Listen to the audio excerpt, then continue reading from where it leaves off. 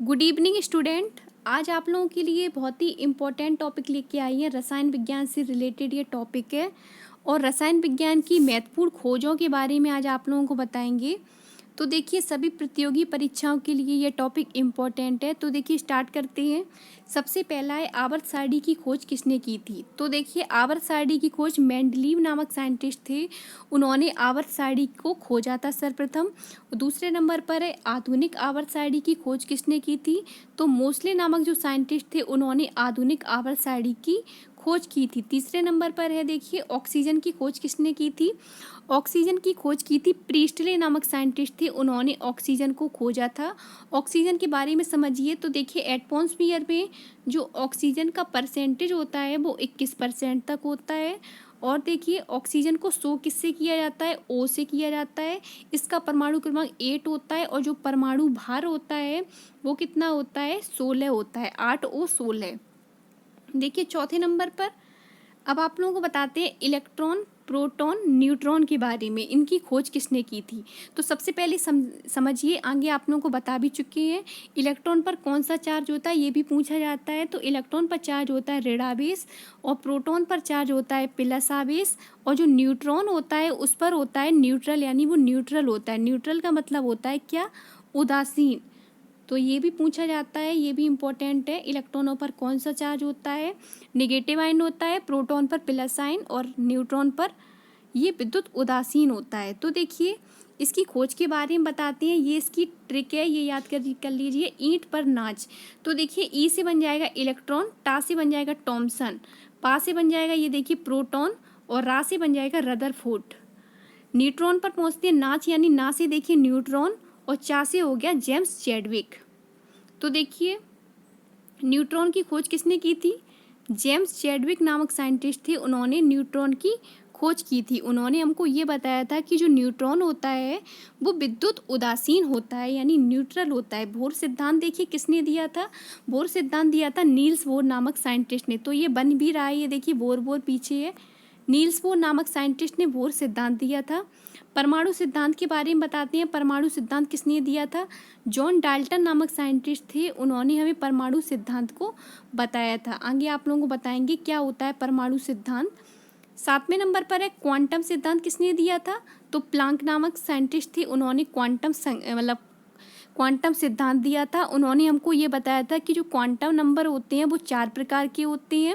मुक्त quantum number होते हैं, दुगंसी क्वांटम नंबर होते हैं, चुंबकीय क्वांटम नंबर होते हैं और चक्रण क्वांटम नंबर होते हैं। आगे आप लोगों को बताएंगे किस तरीके से होते हैं। तो देखिए, आठवां है, नाभिक की खोज किसने की थी। तो देखिए, नाभिक की खोज की थी रदरफोर्ड नामक साइंटिस्ट ने नाभिक की खोज की थी। काफ़ी बार पूछते हैं नाइट्रोजन की खोज भी किसने की थी, रदरफोर्ड नामक साइंटिस्ट ने की थी, ये कॉमन है। और देखिए, आगे आप लोगों को बताया था क्लोरीन की खोज किसने की थी। तो सीलियन नामक साइंटिस्ट थे।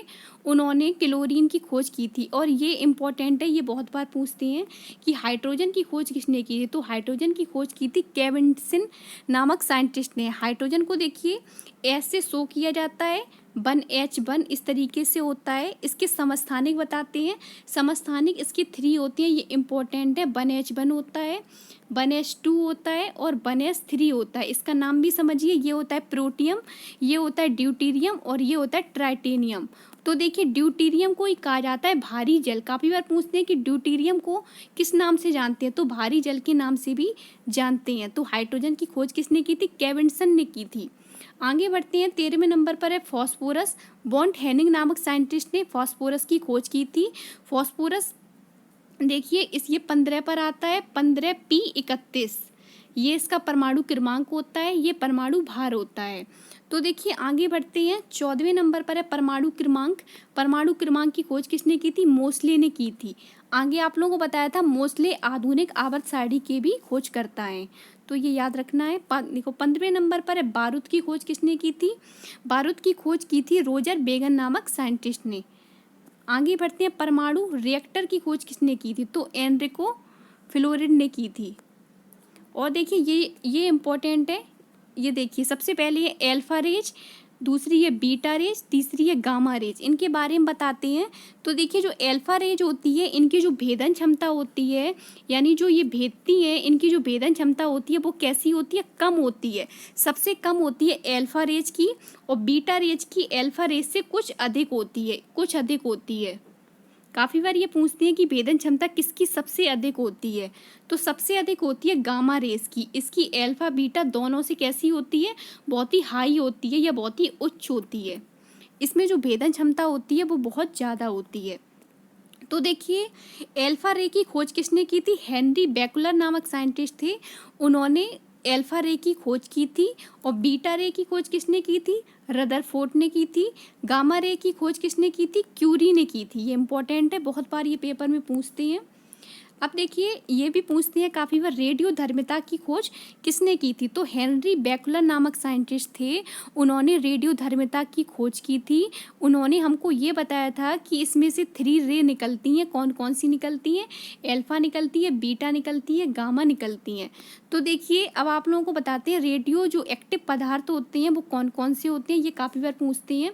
तो पोलोनियम होता है, यूरेनियम होता है, थोरियम होता है, रेडियम होता है। इसमें से जो रेडियम है वो मेजर है। तो देखिए रेडियम के बारे में काफ़ी बार पूछते हैं कि रेडियम की खोज किसने की थी, तो रेडियम की खोज की थी बेकुलर नामक साइंटिस्ट ने, मैडम क्यूरी नामक साइंटिस्ट ने, और ये है प्यूरी क्यूरी नामक साइंटिस्ट ने। तो काफ़ी बार इनको एक प्रकार से दंपत्ति भी कह सकते हो, मैडम क्यूरी और कौन है, पियरे क्यूरी, इन्होंने रेडियम को खोजा था। तो ये इम्पोर्टेंट है, ये बहुत बार पूछते हैं, तो उसको अच्छे से क्लियर करें। वीडियो अच्छी लगी इसे लाइक करें, शेयर करें, कमेंट करें। और ये इंपॉर्टेंट टॉपिक है, काफ़ी बार इससे क्वेश्चन पूछा जाता है, तो इसको अच्छे से क्लियर करें। कल फिर आएंगे न्यू टॉपिक के साथ, तब तक के लिए गुड बाय।